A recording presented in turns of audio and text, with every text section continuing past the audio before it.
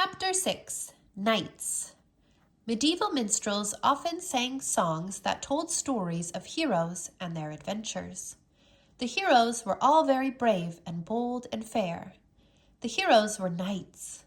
Knights had different names in different countries. In Spain, they were called caballeros. Caballeros. In Germany, they were called ritters. Ritters. In France, they were called chevaliers. Chevaliers.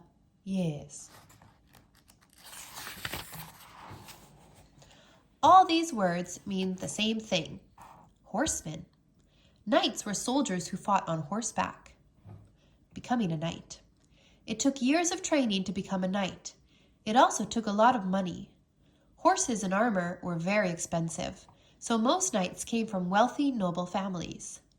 A boy who wanted to be a knight started his training when he was about 7 years old. At that time, his parents sent him to live in another lord's castle.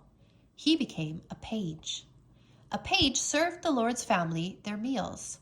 He learned manners. He learned battle skills by fighting with wooden swords and riding on wooden horses. Not fair, only boys could become knights. Wow, Jack could be a page. When a page was about 14, he became a squire. Squire.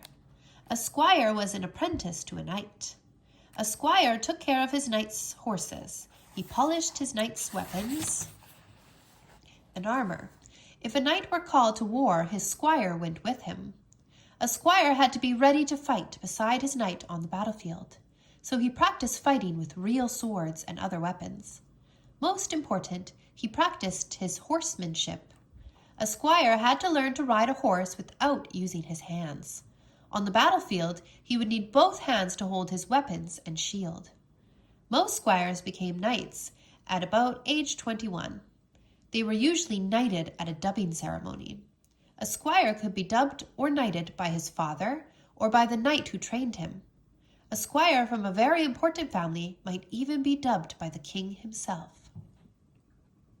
Horsemanship means horse riding skill.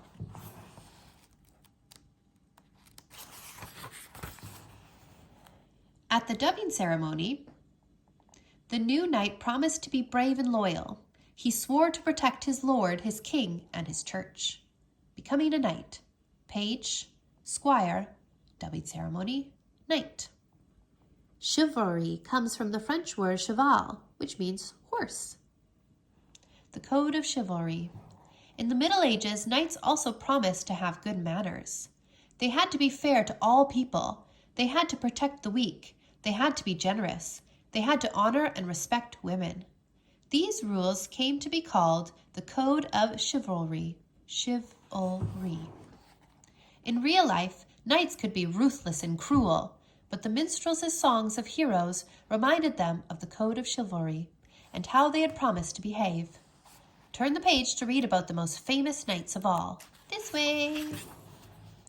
King Arthur and the Knights of the Round Table. During the Middle Ages, the most popular stories about knights were tales of King Arthur and his kingdom of Camelot. They were make-believe stories, but they may have been based on a real king who lived in Britain in the 6th century. One of the most famous stories about King Arthur is that of the sword in the stone. In the story, the people of Britain find a stone with a sword thrust into it. Writing on the stone says, "Whoever can pull the sword from this stone is the true king of Britain." A young page named Arthur is the only one who can pull the sword out of the stone. The person who put the sword in the stone was Merlin, a magician. After Arthur is crowned king, Merlin becomes his most trusted advisor. Merlin helps Arthur start the Knights of the Round Table. Arthur's knights gather at a table that is round so that each knight's place has the same worth. Two of the most famous knights of the Round Table are Sir Lancelot, and Sir Galahad, They both lived by the highest ideals of the Code of Chivalry. Two important women in the stories of King Arthur are Queen Guinevere, and Morgan Le Fay, Morgan Le Fay. Guinevere is the beautiful wife of King Arthur. Morgan Le Fay is the half-sister of King Arthur. She learns magic skills from Merlin, such as how to fly and how to change her shape.